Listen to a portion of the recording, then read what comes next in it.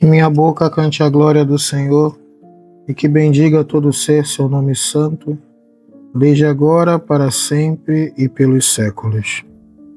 Glória ao Pai, ao Filho e ao Espírito Santo, como era no princípio, agora e sempre. Amém. No Evangelho de hoje, nosso Senhor diz assim: Deixo-vos a paz, a minha paz vos dou, mas não a dou como o mundo. Aqui já há algo de impressionante quando meditamos sobre o que significa paz.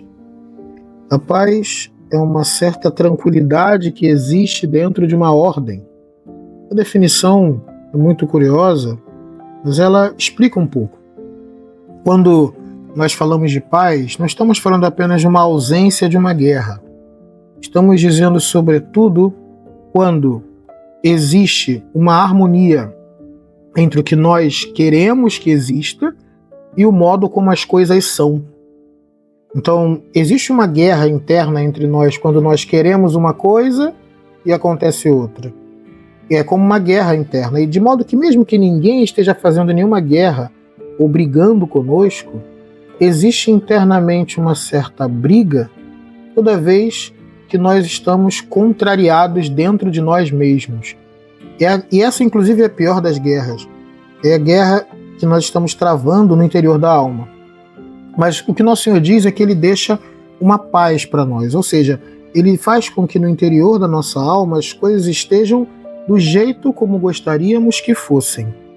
Ou seja, está em harmonia o interno com o externo.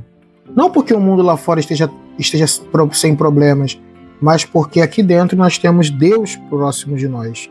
E essa paz o mundo não pode dar. O mundo é capaz de gerar uma paz como a ausência de guerra, a ausência de contradição externa. Ninguém age contra você, ninguém viola a sua vontade. Isso seria uma ausência de guerra no mundo. Mas a paz que vem de Cristo, ela se dá quando, mesmo diante de situações difíceis, nós temos uma satisfação do viver.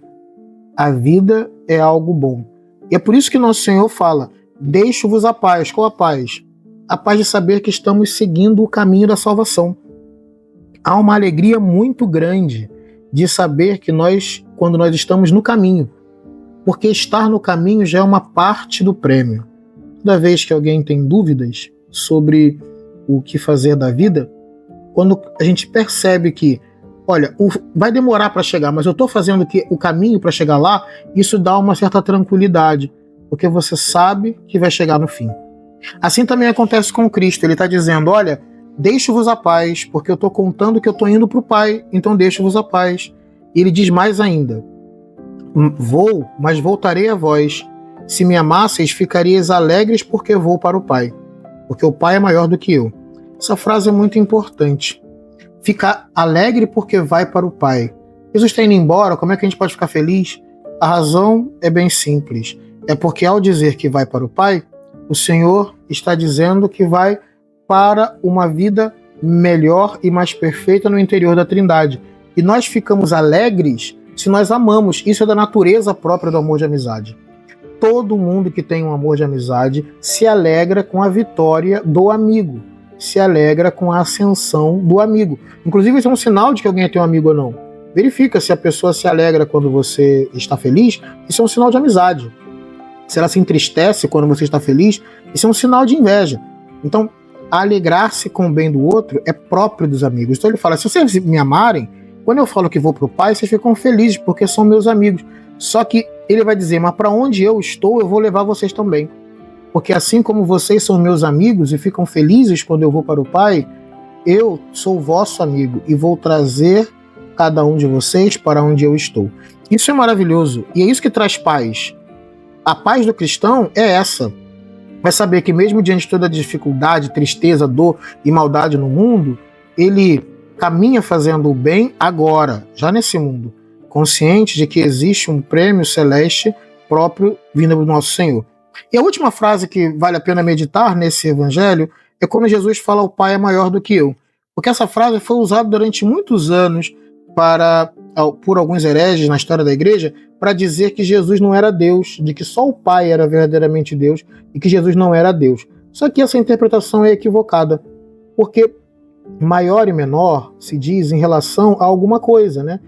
Maior e menor é uma relação. Então, quando eu falo que o pai é maior do que o filho, isso é verdade.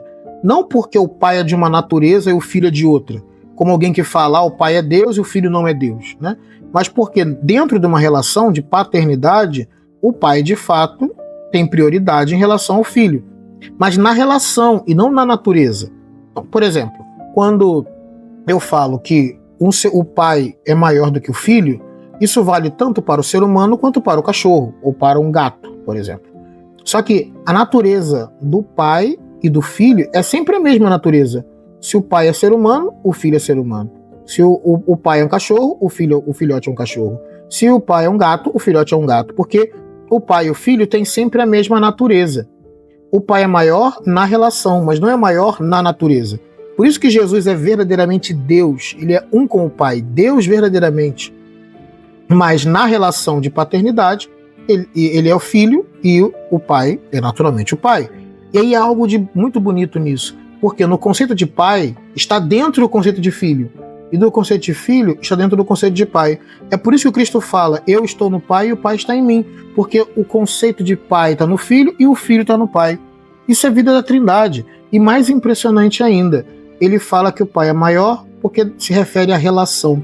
E como tem uma relação de maior e menor, é para garantir que são duas pessoas, e que não é uma pessoa só. Se fosse uma pessoa só, como alguns hereges também falaram, diziam, é como se Deus tivesse uma cara de pai, uma cara de filho e uma cara de Espírito Santo. Não é isso. Se o pai é maior do que eu, é porque há uma diferença entre o pai e eu, ou seja, há uma diferença entre o pai e o filho. Há uma diferença na relação, mas não há diferença na natureza, porque o conceito de pai está dentro do conceito de filho e o de filho dentro do pai.